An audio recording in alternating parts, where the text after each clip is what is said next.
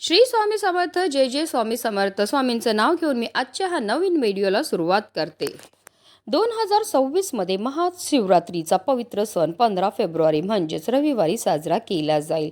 महाशिवरात्री हा हिंदू धर्मातील एक प्रमुख सण आहे जो महादेवांना समर्पित आहे. दरवर्षी माघ महिन्यातील कृष्ण पक्षातील चतुर्दशी तिथीला हा उत्सव साजरा केला जातो. महाशिवरात्रीला भगवान शिवाची पूजा करण्याला विशेष महत्त्व आहे. असे मानले जाते की भगवान शिव आणि माता पार्वती यांचा विवाह याच दिवशी झाला होता. या दिवशी भगवान शंकर आणि माता पार्वतीची पूजा केल्याने वैवाहिक जीवनात आनंद समृद्धी येते.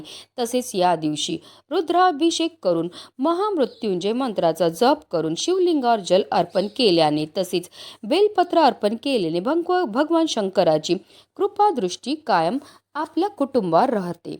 पौराणिक कथेनुसार माता पार्वतीने भगवान शिवाला पतीच्या रूपात मिळवण्यासाठी कठोर तपस्या केली आणि विशेष पूजा अर्चना केली होती.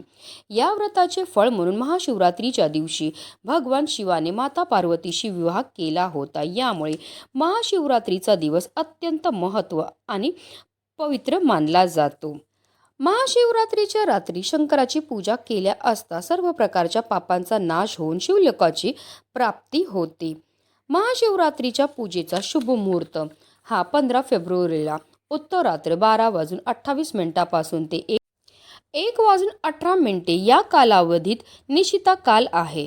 रात्रीच्या 4 प्रहरापैकी प्रत्येक प्रहरामध्ये वेगवेगळ्या पद्धतीने शिवाची पूजा केली जाते. तिला यामपूजा असे म्हटले जाते. तसेच महाशिवरात्रीचे व्रताचे पारण वेळ ही 16 फेब्रुवारीला सकाळी 6:59 ते दुपारी 3:24 असेल. या काळात चतुर्दशी तिथी संपण्यापूर्वी उपवास सोडावा असे शास्त्रात सांगितले आहे. व्रत सोडण्यापूर्वी सकाळी स्नान करून भगवान शिवाची पूजा करावी आणि त्यानंतर आपल्याला व्रत हे सोडायचं आहे. पण या दिवशी पूजासोबत आपल्याला काही सेवा आणि उपाय देखील करायचे आहेत आणि म्हणूनच महाशिवरात्रीच्या दिवशी तुम्ही व्रत नाही केलं तरीही चालेल, पण अंघोळीच्या पाण्यामध्ये टाका ही एक वस्तू. ही वस्तू टाकल्यामुळे आपली किती कठीणातील कठीण इच्छा तर पूर्ण होणारच आहे, पण आपल्या जीवनामध्ये असणारे सर्व अडचणी, संकट, इडापिडा, करणेबाधा नष्ट होऊन आपलं 7 पिढ्याचा पितृदोष, दारिद्र्य नष्ट होणार आहे. या दिवशी आपल्याला केस धुवायचे आहेत की नाही, कोणत्या नियमांचं पालन करायचं त्याबद्दल सविस्तर आणि महत्त्वाची अशी माहिती मी तुम्हाला या व्हिडिओमध्ये देणार आहे. तो व्हिडिओ पूर्ण पहा आणि जर तुम्ही माझ्या चॅनलवर नवीन असतील तर चॅनलला सबस्क्राईब करा आणि शेजारी बेल आयकॉनसुद्धा प्रेस करा, जेणेकरून तुम्हाला माझ्या नवनवीन व्हिडिओचं नोटिफिकेशन हे मिळत राहील आणि तुम्ही एक पण व्हिडिओ मिस करणार नाही. कमेंटमध्ये हर हर महादेव लिहायला विसरू नका.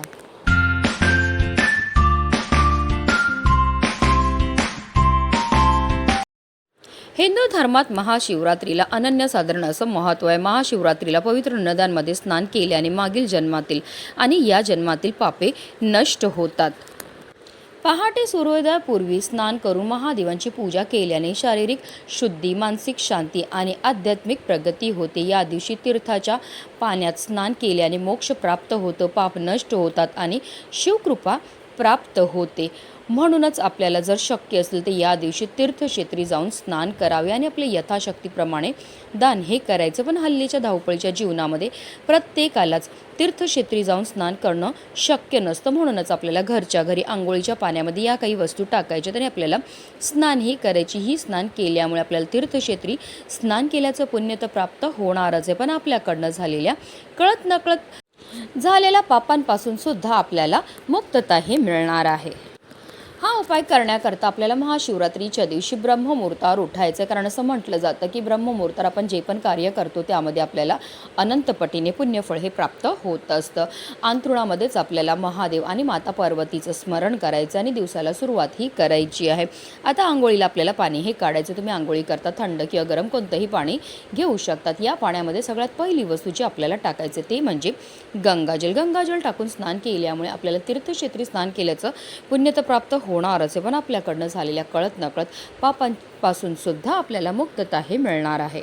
दुसरी वस्तू जी आपल्याला आंघोळीच्या पाण्यामध्ये टाकायचं ते म्हणजे 1 चमचाभर गाईचं कच्चं दूध टाकून स्नान केल्यामुळे आपल्या कुंडलीतील चंद्र बलवान होतो. चंद्र हा मनाचा कारक मानला जातो आणि जर आपल्या कुंडलीतील चंद्र बलवान झालं तर त्यामुळे आपल्याला शारीरिक आणि मानसिक त्रासापासून मुक्तताही मिळत असते. तिसरी वस्तू जी आपल्याला आंघोळीच्या पाण्यामध्ये टाकायचं ते म्हणजे चिमूटभर काळे तीळ.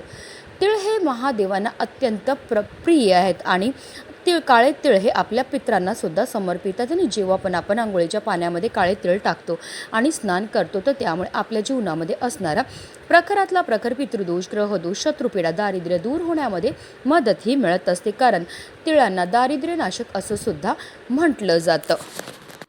त्याचबरोबर आपल्याला थोडंसं भस्म हे सुद्धा आंघोळीच्या पाण्यामध्ये टाकायचं आहे. भस्म हे महादेवांना अतिशय प्रिय आहे. आता तुमच्याकडे भस्म नसेल तर जी अगरबत्तीची रक्षा असते ती टाकली तरीही चालते. आंघोळीच्या पाण्यामध्ये भस्म टाकून स्नान करणं हे महादेवांना अतिशय प्रिय आहे. यामुळे शारीरिक व मानसिक आजारापासून आपल्याला मुक्तीही मिळत असते. तर या सर्व वस्तू आपल्याला आंघोळीच्या पाण्यामध्ये टाकायच्या आणि आपल्याला स्नानही करायचे. पण बऱ्याचदा लोक चुकीच्या पद्धतीने स्नान करतात, त्यामुळे सुद्धा त्यांना केलेल्या उपायाचं कोणतंही सुफळ प्राप्त होत नाही. म्हणूनच आपल्याला काय करायचं आहे, सर्वप्रथम 1 मग पाणी आपल्या उजव्या खांद्यावर टाकायचं आहे, 1 मग पाणी आपल्या डाव्या खांद्यावर टाकायचं आणि त्यानंतर आपल्याला संपूर्ण स्नानही करायचे. पण महाशिवरात्रीच्या दिवशी महिलांनी आवर्जून काही नियमांचं पालन हे करायचं आहे. म्हणजेच काय तर महाशिवरात्रीच्या दिवशी चुकूनही आपल्याला केस हे धुवायचे नाही आहेत. स्नान करताना आपल्याला निरंतर या प्रभावी मंत्राचा जप हा करायचा आहे. गंगे च यमुने च गोदावरी सरस्वती नर्मदे सिंधू कावेरी जलस्मिन् स्निधू करू.